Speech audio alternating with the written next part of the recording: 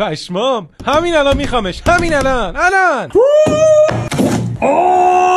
این یکی از هوشمندترین ماشین کنترلی است. فقط با انگشت عقب جلوش کن و بعد میتونه این ماشین ذهنتو بخونه. ببین زانی ها، وقت تست کردنه.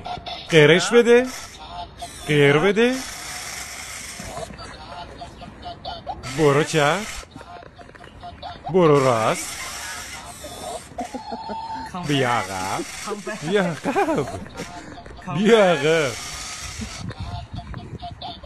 بیا عقب.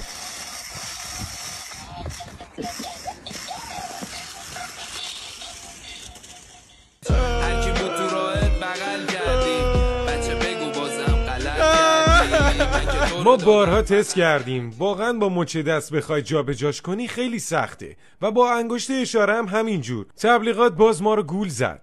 یک نفر با کنترل داره خیلی دقیق کار رو انجام میده. به نظر من این نقره است.